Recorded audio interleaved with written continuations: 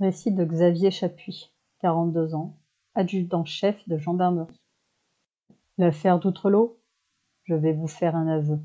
J'avais mis une croix dessus. Quand un gosse disparaît et qu'on ne le retrouve pas dans les 48 heures, je n'aime pas ça du tout. Et plus le temps passe, plus les chances diminuent.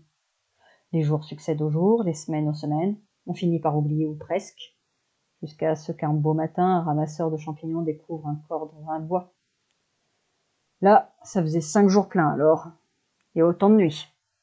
Bien sûr qu'on a cherché. Les collègues de là-bas ont fait travailler les chiens pour commencer, et s'étaient perdus d'avance à cause de la pluie qui avait effacé toutes les traces. Ensuite, ils ont survolé les environs en hélicoptère, sans résultat. Et pourtant, nom d'une pipe, 7 gosses en vadrouille, ça ne devait pas passer inaperçu. Ils ont même pris le train, on l'a su plus tard. C'est moi qui ai reçu l'appel radio dans la nuit du samedi au dimanche. Le père d'Outrelot avait eu ses enfants au téléphone. Ils étaient dans une maison au bord de l'océan, tout près d'ici. Il avait décrit la route, je voyais à peu près. Et surtout, il avait indiqué que c'était un gros épicier qui les avait déposés là. Quand vous dites gros épicier ici, les gens vous répondent en chœur Ducrot. Alors on est parti à 4, on est allé réveiller Ducrot. Et il nous a conduits tout droit à la maison. L'ennui, c'est que la maison en question, je savais très bien à qui elle appartenait. Elle est à Fèvres, ça vous dit quelque chose? On a essayé de le joindre à son domicile, mais ça ne répondait pas. Alors, Fèvres ou pas Fèvres, on est entré par la porte du garage qui était curieusement fixée de l'extérieur avec du fil de fer. Vous connaissez le tableau du radeau de la Méduse? Eh bien, c'est ce qu'on avait dans le faisceau de nos torches. Les gosses étaient dans un état de grande torpeur, complètement hébétés, et très affaiblis surtout. Ça sentait très mauvais dans la pièce. Le vomi et l'urine aussi. Et il y faisait un froid de canard. Ils étaient tous couchés par terre, empêtrés dans des couvertures, sales, amaigris. La lumière les aveuglait. On a détourné nos torches. Ça va aller, les gars. Un des gosses, le plus grand, a demandé. Ça fait à boire. Il avait les lèvres gonflées. Je suis allée à la cuisine, mais le robinet était sec. On a aussitôt appelé les ambulances en recommandant d'apporter de l'eau.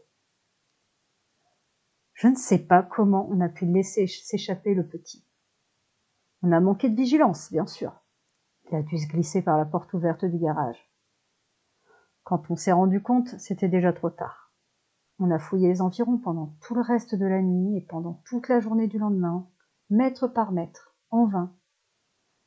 C'est resté pour moi le plus grand des mystères.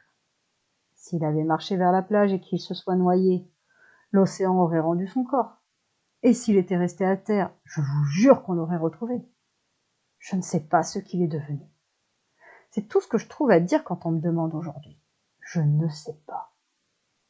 Ce que je sais en revanche, c'est le cirque auquel on a eu droit quand ses frères ont dû monter dans les ambulances et partir sans lui. Les 2 grands, ça allait. Ils ont été raisonnables. Je leur ai simplement dit, on le retrouvera. Faites-vous aucun souci. Ils m'ont fait confiance. Les 2 petits, eux, ne se rendaient plus compte de rien. Ils avaient une très forte fièvre d'après le toubib. On les a déposés inertes sur la couchette. Ce sont les 2 du milieu qui sont révoltés. Les pauvres gosses ne voulaient rien entendre. Leurs jambes les tenaient à peine, mais ils se sont sauvés sur la plage. Il a fallu les rattraper et les ceinturer. Ils braillaient « Yann, Yann !»